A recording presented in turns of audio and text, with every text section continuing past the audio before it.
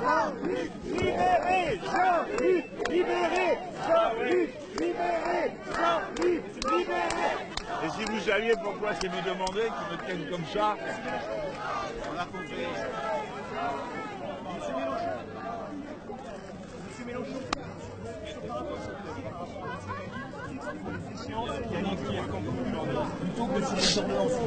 mais écoutez, là on n'a pas fini cette bataille. On n'a pas fini cette bataille puisque ça passe au Parlement encore, hein, là en ce moment. Bon, donc la bataille n'est pas finie, on va voir. Peut-être qu'un événement se produit, que tout d'un coup un front uni se constitue. Bon, mais sinon, la suite qu'on nous annonce est terrible. Et si on recommence les étapes suivantes dans les mêmes conditions, on peut dire que le résultat sera le même. Il ne faut plus être séparé entre les syndicats, la division syndicale nous a coûté très cher. Et puis la séparation du politique et du syndical, tout autant, parce qu'il y a des milliers, des millions de militants politiques, de personnes engagées qui sont prêtes à entrer dans l'action, mais à condition qu'on les appelle à une action qui leur semble avoir du sens. Enfin, ce que je dis là est d'une banalité totale. Est-ce que c'est pas justement plutôt par rapport à l'avenir que par rapport aux ordonnances qui vont enclencher la situation? Mais non, c'est aujourd'hui, le problème c'est les ordonnances. Donc on répond aux problèmes qui se présentent. Voilà, on ne donne pas dans la lutte, il ne faut pas donner rendez-vous au match, à l'épisode suivant. Hein. Non, c'est maintenant que ça se passe. Donc c'est difficile. Le 18, on y sera. Il y aura beaucoup de copains qui vont y être. Je ne sais pas encore décidé, mais pourquoi pas. Tu sais, non, le problème qu'on a, ami, de fond, c'est que c'est plein d'initiatives. Alors celle-là, elle est brave, elle est honnête, elle est utile. Mais on est complètement éparpillé, tu vois. C'est ça le fond de l'affaire. Oui, mais ils ont bien fait. De toute façon, tu sais, les groupes d'appui, ils n'en font qu'à leur tête et c'est bien. Monsieur Mélenchon, Oui. vous avez encore tous vos espoirs de... Ah? Écoute, on y sera, oui, je sais bien que c'est le but, mais tu peux pas non plus imaginer tu as bien vu ce qui nous est arrivé à nous.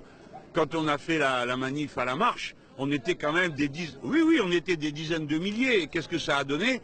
Pas d'unité, le contraire, on se fait engueuler par tout le monde dans le champ syndical. Non, il faut que les directions syndicales acceptent l'idée que la division nous tue et nous sépare. Hein? Voilà, mais j'attends là, parce que tu as vu, il y a 10 millions de micros devant moi, si je dis un adjectif de trop, je suis mort. Monsieur Mélenchon, vous avez encore tous vos espoirs de changer la situation. Mais évidemment, mais c'est le propre même d'une conscience engagée dans la lutte sociale et politique. Et puis surtout, c'est nécessaire. On ne fait pas que les choses dont on pense qu'elles vont finir glorieusement. On fait les choses qui sont justes. Et on fait tout son possible pour qu'elles aboutissent.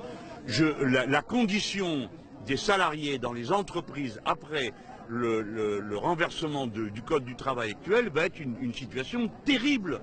Ils vont être exploités comme jamais, avec une capacité de défense très faible. C'est pour ça qu'on a fait tout ça, c'est pas pour autre chose. C'est pas parce que l'un est d'un côté, l'autre est de l'autre. Il s'agit de la condition de vie de millions de gens. La condition de vie tous les jours. Regardez ce qui est en train de se passer en ce moment dans les premières négociations qui ont lieu d'après les nouvelles ordonnances. Ben, les salariés perdent des tas de choses qui faisaient partie des petits bonheurs de leur vie. Hein, voilà. Comment récupérer cette division entre politique, entre syndicats, comment remonter? Bah déjà, il faut au moins dire les choses. Hein. Moi, je ne suis pas un gauchiste. Je ne vais pas vous dire tous les 5 minutes, ça y est, c'est mûr, la révolution est derrière la porte. Parce que c'est pas vrai. Et quand il y a un tel affaiblissement, je suis obligé de constater qu'il y a un écart énorme entre le potentiel de combat du pays, l'envie d'en découdre contre des tas de gens et les conditions dans lesquelles on le fait. Si c'est pas moi qui le dis, qui va le dire? Alors on va tous faire semblant, là, comme des marionnettes alignées, à répéter chacun notre petit discours sans tenir aucun compte de la réalité. Il faut qu'il y ait l'unité de toutes les forces syndicales et politiques pour empêcher l'abrogation du Code du travail. Que voulez-vous que je vous dise? Jusqu'à la dernière minute, je le dirai. C'est compliqué.